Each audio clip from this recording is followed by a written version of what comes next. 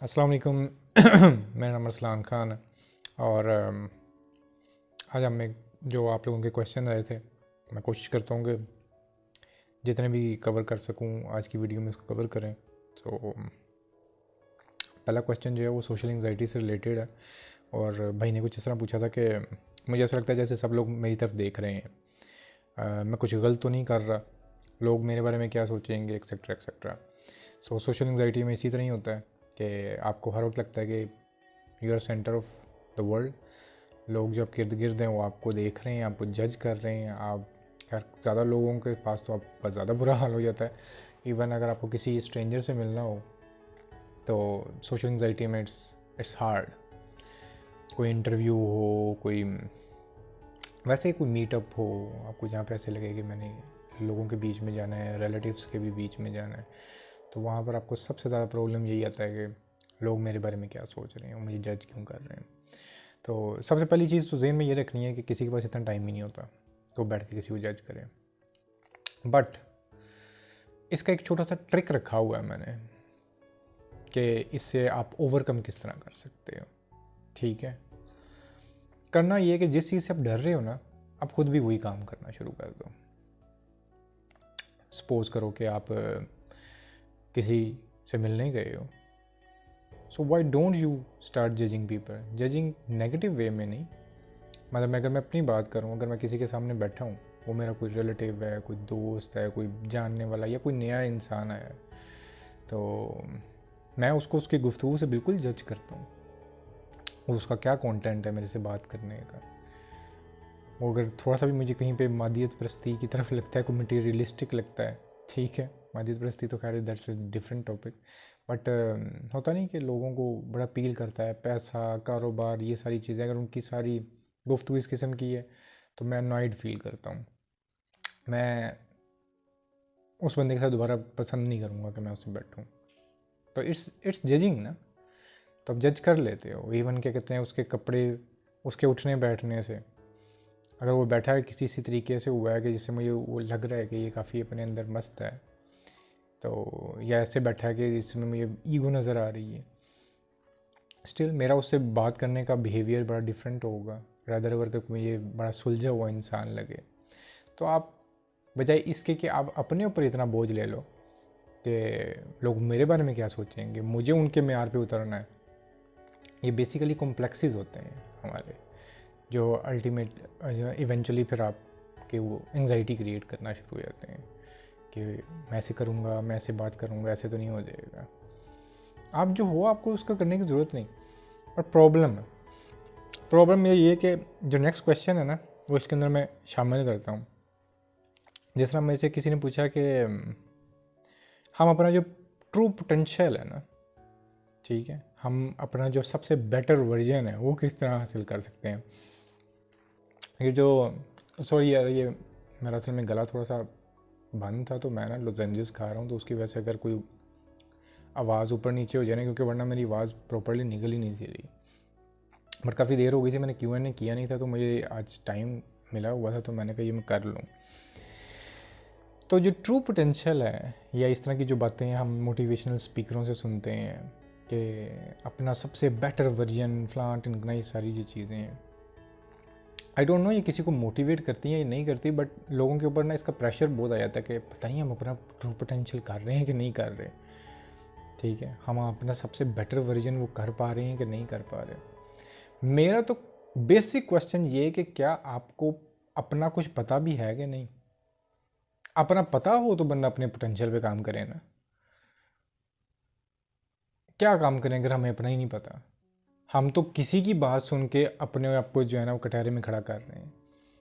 हमारी तो पूरी ज़िंदगी इस तरह गुजर जाती है कि यार फलाने कहा था इस तरह का बनना है, उस तरह के बनने बनने में अपनी सारी ज़िंदगी गुजर जाती है। एक छोटी सी और मिसाल देता हूँ।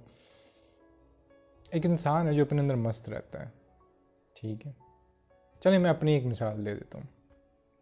मैं ऑनलाइन काम करता हूँ, सपोज करें छोड़ देता हूँ, कल छोड़ देता हूँ मैं ऑनलाइन काम करना, फ्रीलांसिंग बंद कर देता हूँ।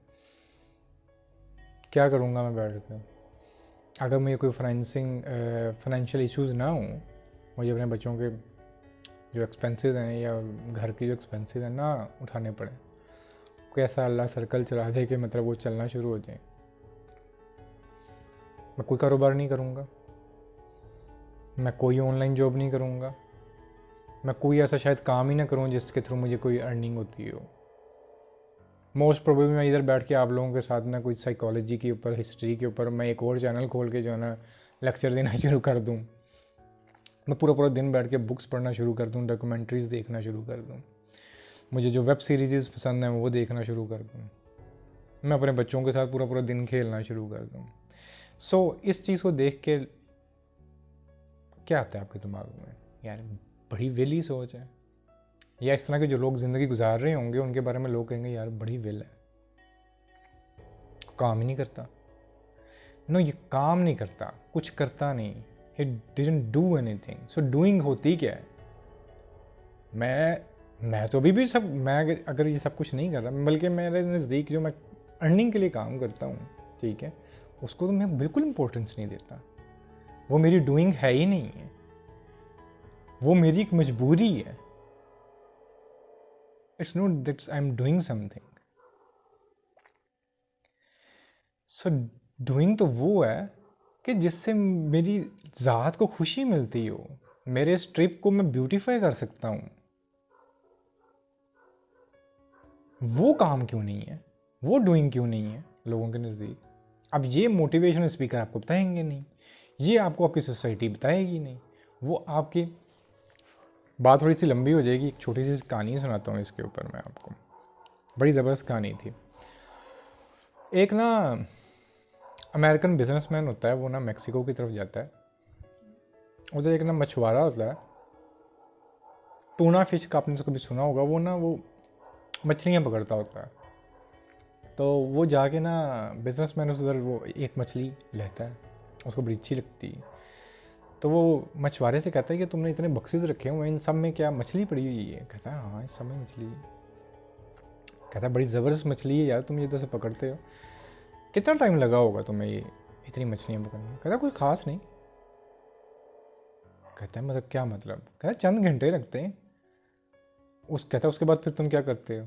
कहता है मैं लेके आता हूँ, इधर बेच देता हूँ और फिर उसके बाद घर जाता हूँ, घर में अपने बच्चों के साथ जो ना खेलता हूँ। उसके बाद मुझे गिटार का शौक़ है, मैं गिटार बजाता हूँ। अपनी बेगम के साथ बैठ के कोई हम चाय पीते हैं, कोई टीवी शीवी देख लेते हैं, तो उसके बाद सो जाता हूँ। कहता यार तुम किस काम में लग गए हो? तुम इस तरह क्यों नहीं कर लेते कि ज़रा ज़्यादा टाइम दे दिया करो, ज़्यादा मछलियाँ पकड़ो? कहता है अच्छा फिर? तो कहता है तुम ज़्यादा मछलियाँ जो है खुद, ये तुम थर्ड पार्टी के थ्रू ना बेचो, तुम खुद जाके बाज़ार में जाके बेच के आया करो, तुम्हें ज़्यादा पैसे मिलेंगे। तुम अपनी कंपनी इस्टेब्लिश करना, ठीक है, तुम्हारी कंपनी इस्टेब्लिश होगी, तुम बड़े शहर में जाना, ठीक है, और करते करते करते तुम न्यूयॉर्क तक पहुंच जाना। फिर न्यूयॉर्क में जाके तुम अपनी जो है ना इसको रजिस्टर करवाना अपनी कंपनी को, और तुम इससे 10 टाइम्स ज़्यादा कमाना शुरू कर दोगे इस सब में। तो कहता है ये सब के अंदर मुझे कितना टाइम लगेगा? 15-20 साल लग जाएंगे। कहता फिर क्या होगा? कहता फिर क्या होगा, अगर तुम्हारी किस्मत अच्छी रही तो तुम उधर ढेरों मिलियंस डॉलर की कंपनी इस्टेब्लिश कर सकते हो न्यूयॉर्क के अंदर, जिसके लोग फिर शेयर्स खरीदेंगे और तुम खरबोपति हो जाओगे। ठीक है, फिर उसके बाद क्या करूँगा? खैर उसको समझ आ गई थी कि बात अब किधर जानी है। तो उसने कहा फिर तुम दोबारा अपने इस हॉस्टल पे आ जाना, अपनी बीवी के साथ चाय पीना, टीवी देखना, बच्चों के साथ खेलना और गिटार बजाना। तो वो तो अभी भी कर रहा था। कहने का मकसद ये है कि ये ट्रू पोटेंशियल, अपना बेस्ट वर्जन, आप पता नहीं क्या आपके गोल्स हैं, इन सब के पीछे आपको जाने की ज़रूरत ही नहीं होती। आपका ट्रू पोटेंशियल यही है कि आप अपने आप को मुतमिन किस तरह कर लेते हो अपनी ज़ात में। पहले अपने आप को देखो कि आपका पीस किधर है, आपका सुकून किधर है। और अब जब एक्चुअली में जाके देखोगे बड़ी छोटी छोटी सी चीज़ों के अंदर होगा। आप वो करते रहो, अपनी लाइफ कोई पता नहीं होता। मैं इतनी दफ़ा अपने कज़न की कहानी बता चुका हूँ, आपकी लाइफ का तो वैसे ही कुछ नहीं पता, तो क्यों आपने बैठ के जो है ना अपने ट्रू पोटेंशियल के पीछे और वो सब चीज़ों के पीछे अपने ऊपर इतना प्रेशर ला के, और सिर्फ इसलिए कि यार फ़लाँ बंदा वो बड़ा शायद इंटेलिजेंट आदमी था, उसने क्यों इस तरह बोला हुआ था, सारी दुनिया शायद इसी तरह ही करती है, मैं ही शायद पीछे रह गया हूँ। मैं तो आपको कहता हूँ इस कंपटीशन में पढ़ने की ज़रूरत नहीं है आपको। हाँ, इट्स हार्ड कि आज के दौर में, आज की सोसाइटी में, आज के इकोनॉमिक हालात जो हैं उसके अंदर आप अपना गुजर बसर करने के लिए आपको बड़ी मेहनत करनी पड़ती है। तो इससे ज़्यादा कुछ करने की ज़रूरत नहीं है। जिधर आपको लगे कि आई हैव इनफ, या मैं इतने में आई एम फाइन, मेरी एक अपनी लाइफ है, मैं उसको जीना चाहता हूँ, मेरा ख्याल है उससे ज़्यादा की ज़रूरत नहीं है। तो उम्मीद करता हूँ मैं रिस्पॉन्ड ठीक से कर सका हूँगा, या अपना जो पॉइंट ऑफ व्यू उसको एक्सप्लेन कर सका हूँगा। अच्छा, ये तो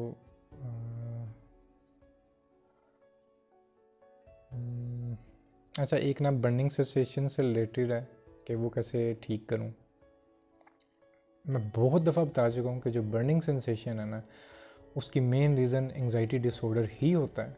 वो एक्सट्रीम एंग्जाइटी में मैंने इसके ऊपर अलग एक वीडियो बनाई है कि आपका ब्लड फ्लो एक जगह से जब दूसरी जगह वो आपको वो आपकी बॉडी को जब लगता है ना कि वो ख़तरे में है, तो वो चेंजेस लेके आती है, फाइट और फ्लाइट मोड जिसको बोलते हैं। तो उसमें समटाइम्स क्या होता है कि आपकी बॉडी का एक ब्लड जो है ना वो दूसरी तरफ जा रहा था, तो उस सब के अंदर जो है ना वो पर्टिकुलर एरियाज़ के अंदर, जिस तरह मुझे ये पीछे कमर और इस सारी एरिया पे ऐसा लगता था जैसे लावा गुजर रहा है ना, तो बर्निंग सेंसेशन आती हैं। मैं सो नहीं था, पता ही सारा कुछ जो है ना होने लग जाता था। बट इवेंचुअली जब आप काम डाउन होते हैं, आपकी ओवरऑल एंग्जाइटी नीचे आना शुरू हो जाती है ना, तो ये ठीक हो जाता है। मसला ये होता है कि जब हल्का सा हम एंग्शियस होते हैं और ये सब हमारी बॉडी के साथ होता है, हम इसको लेके और ज़्यादा एंग्शियस हो जाते हैं, और वो कम वक्त फिर जाता ही नहीं है, जो ये बर्निंग सेंसेशन या इसके जो सिम्टम्स होते हैं एंग्जाइटी के। इसी तरह कभी आप देखोगे ना, आप हल्का सा घबराए हो, आपकी हार्ट बीट तेज़ होगी, नॉर्मल रिएक्शन है, पसीने आना शुरू हो गए, नॉर्मल रिएक्शन है, ठीक है। बट अब आप इस हार्ट बीट तेज़ और पसीनों को देख के और बुरा हाल हो जाएगा कि ये तो गड़बड़ होगी। वो एंग्जाइटी जो पहले हुई होती है वो फिर 10 टाइम ज़्यादा हो जाती है। तो थोड़ा सा इसको भी अंडरस्टैंड करने की ज़रूरत है कि आपके बॉडी रिस्पॉन्सेस फियर को होते हैं, तो इट्स फाइन। आप इसको काम डाउन करोगे तो आपकी बॉडी जो है वो नॉर्मलाइज हो जाएगी।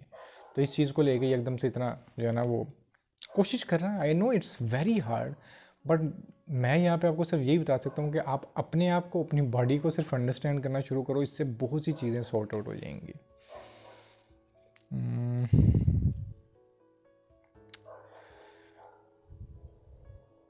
आगे क्वेश्चन है,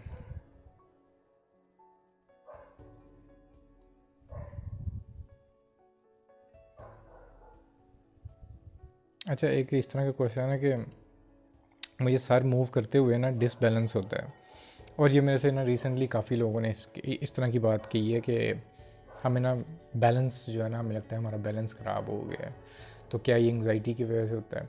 एंग्जाइटी की वजह से भी हो सकता है, ठीक है, बट रिसेंटली क्योंकि मेरे अपने छोटे भाई को ये हुआ था और मैं यही समझता रहा कि ये एंग्जाइटी है, ठीक है, और वो जिस डॉक्टर के पास जाता था, वो मोस्टली डॉक्टर्स को भी यही लगता था, वो उसको ना कोई इस तरह के एंटी डिप्रेसेंट्स वगैरह दे देते थे, पर वो ठीक नहीं था हो रहा। और वो मुझे लिटरली कहता था, आई नो एंग्जाइटी इस्लाम, और ये एंग्जाइटी नहीं है, ठीक है। और उसका जो मिसबैलेंस था वो उससे बैठा नहीं था जाता, इतना उसका वो सर घूमता था।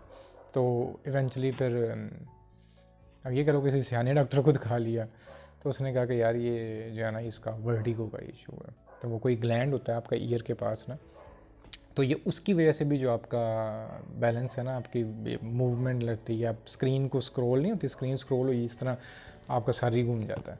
तो वो बड़ा बड़ा बड़ा जो ना अजियत वाला है, बड़ा इरिटेटिंग चीज़ सिनेरियो होता है। तो अगर इवन हो सकता है एंग्जाइटी की वजह से हो, क्योंकि स्ट्रेस के अंदर भी इस तरह की चीज़ हो जाती है, एंग्जाइटी डिसऑर्डर के अंदर हो जाता है इस तरह हल्का फुल्का मिसबैलेंस। बट फिर भी मेरा मानना यही है कि एक दफ़ा दिखा लिया ज़रूर जाए, और कुछ नहीं होता। अगर वर्टिगो भी निकला है तो उसकी भी मेडिसिन होती है, कुछ अरसे में इंसान ठीक हो जाता है। तो जिसके साथ भी ये है, जिस बहन ने भी लिखा है, तो मैं यही आपको जो है ना कहूँगा, सजेस्ट भी यही करूँगा कि एक दफ़ा किसी डॉक्टर को लाजमी दिखा लें। वो कोई अगर वो छोटा सा टेस्ट भी कहते हैं ना, तो वर्टिगो का वो करवा लें, ताकि चीज़ें क्लियर हो जाएँ। इवेंचुअली अगर इन दी एंड वो एंग्जाइटी ही निकलती है तो बस ठीक है। एंजाइटी में सर्दी भी लगती है क्या? गर्मी में भी सर्दी लगती है क्या, मुझे बताएं। अच्छा, ये ना वीकनेस की वजह से होता है। मैं अपनी बात करूँ कि मुझे पूरी लाइफ ही ना, क्योंकि मैं वीक ही रहा हूँ फिज़िकली, ठीक है। मेरी डाइट कभी कोई आइडियल डाइट नहीं रही। तो जैसा मेरा ब्लड प्रेशर वो हमेशा ही लो रहता था, 90/60 ही रहता था, कभी से भी नीचे चला जाता था। मेरी पूरी लाइफ का यही सीन है। तो मुझे ठंड भी इसी तरह ज़्यादा लगती थी। अभी भी जो मैंने सब कुछ पहना हुआ है ना, शायद इतनी ठंड यहाँ पे नहीं होगी, बट मुझे ठंड लगती है। तो इसके अंदर एंग्जाइटी का भी इतना कसूर ज़रूर है कि क्योंकि हमारा विटामिन डी का टेक ही नहीं होता, कि हम बाहर ज़्यादा धूप में नहीं जाते। मेरी रूटीन भी कुछ ऐसी ही है। तो जब आप विटामिन डी नहीं लेते तो उसकी वीकनेस भी अलग होती है। तो उसके भी उसकी वजह से भी सब कुछ हो सकता है। तो it can be, it's not just कि आपको एंग्जाइटी ही है, ये वीकनेसेस हो सकती हैं। और एंग्जाइटी एक कॉज ज़रूर होता है हमारी वीकनेस का, क्योंकि हम जो कुछ खा रहे होते हैं वो भी हमें पूरी तरह से लग ही नहीं रहा होता ड्यू टू एंग्जाइटी, क्योंकि स्टोमिक कभी नॉर्मल भी हो ही नहीं रहा होता। अच्छा, एक भाई ने कहा प्लीज़ व्हाट्सएप ग्रुप दोबारा बनाएं। इंशाल्लाह इन नियर फ्यूचर जब भी मुझे मौका मिला मैं दोबारा ज़रूर बना दूँगा। फिर इस तरह ही एक ने कहा है कि सर मेरी ये हेड की एक साइड पे जो है ना वो नसें जो है ना वो ऐसे लगता है वो फड़क रही हैं। दो रीज़न हैं मेरे नज़दीक। Obviously I am not a doctor जो कहते हैं किसी की एक रीज़न को, इसकी काफ़ी सारी रीज़न्स हो सकती हैं जो मैंने अपने अंदर, क्योंकि ये मेरे साथ रहा है बहुत अरसा, तो मैंने इसको जो इवेंचुअली फाइंड किया था ना, वो दो चीज़ें थी कि एक तो ओबियसली स्ट्रेस की वजह से होता है, और एक ये होता है कि अगर हमने प्रॉपरली अपना खाना प्रॉपरली डाइजेस्ट नहीं ना किया हुआ। मैं अपनी बात करूँ ना, अगर मैं खाना खा के, अगर मैंने अच्छा खाना खा लिया और मैं वॉक नहीं करने गया और मैं जाके बैठ गया हूँ, आई डोंट नो, मेरे साथ इस तरह होता है कि थोड़ी देर बाद मेरा ना वो सर और ये नसें इस तरह ढम ढम ढम ढम करना शुरू हो जाती हैं। मैं वॉक कर लूँ तो इस तरह नहीं होता। तो आप भी इस तरह करके देखो। आई डोंट नो इसके पीछे साइंस क्या है, मैं कोई डॉक्टर नहीं हूँ, बट इट हेल्प्स। मुझे तो इससे फ़र्क पड़ता था। तो बाकी ओबियसली स्ट्रेस की वजह से भी हो सकता है ये, बल्कि इन स्ट्रेस की वजह से होता है ऐसा। अच्छा, एक आखिरी क्वेश्चन लेते हैं, फिर बाकी क्वेश्चंस जो है ना इंशाल्लाह मैं नेक्स्ट वीडियो में करता हूँ। How we know we are overcoming depression anxiety, मतलब बेसिकली ये एक साइन पूछ रही हैं कि कहते हैं हमें किस तरह पता चलेगा कि हमारी जो एंग्जाइटी या डिप्रेशन है ना वो अब ठीक हो रहा है। पहली बात तो ये कि जिस टाइम आपके जहन में इस तरह का कोई क्वेश्चन आ जाए ना, तो इसका मतलब है कि वो ऑलरेडी ठीक हो रहा है, ठीक है। और क्योंकि इसको बहुत आहिस्ता आहिस्ता से ये बिल्कुल ख़त्म होता है कि और ये ख़त्म तब होता है जिस टाइम आपको, मैं हमेशा बोलता हूँ, आपको याद ही ना रहे कि एंग्जाइटी क्या चीज़ है। आपको काफ़ी अर्सा अगर पैनिक अटैक नहीं आया कुछ साल 1.5 साल, आपको याद भी नहीं रहता कि एग्जैक्टली पैनिक अटैक क्या होता था। और वो ऐसा टाइम होता है कि आपका ब्रेन उस चीज़ को बिल्कुल भूल गया है, क्योंकि उसको हल्का सा भी याद रहे ना कि वो कैसा होता था, तो वो किसी भी बैठे बैठे टाइम में ना उसको याद करने से कि आप पैनिक हो सकते हो। तो जिस टाइम आप बिल्कुल भूल जाते हो ना, आपको याद भी नहीं आता पैनिक अटैक होता क्या था, तो वो ऐसा टाइम होता है कि आपको पैनिक अटैक नहीं हो सकता। मतलब उस टाइम नहीं हो सकता लाइफ में किसी भी रीज़न की वजह से, नींद पूरी नहीं है, डाइट का ख्याल नहीं रखा। एंग्जाइटी जो है ना वो अगर आपकी अगर हेल्दी लाइफ नहीं है, किसी भी रीज़न से हो सकता है, स्ट्रेस की वजह से हो सकता है। तो बट आप अगर अपनी कंडीशन को भूलना शुरू हो गए हैं, आपको अगर पूरा दिन गुजर जाता है या कई दिन गुजर जाते हैं, आपको कोई एहसास नहीं होता कि कहते हैं यू वर रॉन्ग। कई लोग कहते हैं कि यार असलम भाई हम कई दिन तो बिल्कुल ठीक रहते हैं, फिर किसी दिन, तो इट्स मीन कि आप ओवरकम कर रहे हो उस चीज़ को। ओब्वियसली इतने अरसे से एक चीज़ रही है, हो सकता है आपको हफ्ते में दो दफ़ा 3 दफ़ा एकदम से वही वाली सिचुएशन आई हो, दिल घबरा रहा हो इस तरह की। सो अगर आप किसी ऐसी सिचुएशन में इस टाइम हैं, आपको लग रहा है कि यू आर गेटिंग बेटर, आप चीज़ों को उस तरह स्ट्रेस आउट नहीं कर रहे जिस तरह कुछ अर्सा पहले कर रहे थे, इसका मतलब है आप ओवरकम कर रहे हो। और एंग्जाइटी होता भी एक पेंडुलम की तरह है, ठीक है। ये अपनी एक पीक पकड़ता है और फिर दोबारा वापस की तरफ आना शुरू हो जाता है, फिर अपनी पीक पकड़ता है, फिर अपने नॉर्मलिटी की तरफ आना शुरू हो जाता है। ये नहीं होता कि आप हर पूरी ज़िंदगी पैनिक अटैक के अंदर गुजारना शुरू हो जाते हैं। तो हमारा ब्रेन इसी तरह ही है। तो कोशिश की कि जिस टाइम आपका पेंडुलम उस तरफ जा रहा है ना, तो बी प्रिपेयर्ड। आप अपना क्या कहते हैं डीप ब्रीथिंग शुरू कर दें इस तरह, ताकि ना इंटेंसिटी कम रहे, जब तक पेंडुलम बिल्कुल स्टिल नहीं हो जाता और आप नॉर्मल नहीं हो जाते। तो अपने को कोशिश करें, अगर कोई ऐसा टाइम है आपको लग रहा है कि मैं बेटर हूँ, बस हफ्ते में 1-2 दफ़ा ऐसे हो जाता है, वो किसी आपकी अगेन डाइट ख़राब की वजह से भी हो सकता है, आपका क्या कहते हैं नींद ख़राब की वजह से भी हो सकता है, वैसे कुछ स्ट्रेसफुल कंडीशन से गुजरे हैं उसकी वजह से भी हो सकता है। कुछ नहीं हुआ, उसको ज़्यादा बोदर ना करें। थोड़ा सा जब भी इस तरह का टाइम आए थोड़ी सी डीप ब्रीथिंग करें, रेस्ट करें, अपने ब्रेन को रिलैक्स रखें, कोई अच्छी चीज़ देख लें, कोई अच्छा कंटेंट देख लें, तो यू विल फील बेटर। सो आज के लिए इतना ही। इंशाल्लाह जो है ना आप लोगों से फिर बात होगी। कोशिश यही रहेगी कि मैं रेगुलर जो है ना वीडियोज़ बनाता रहूँ। अल्लाह हाफिज़।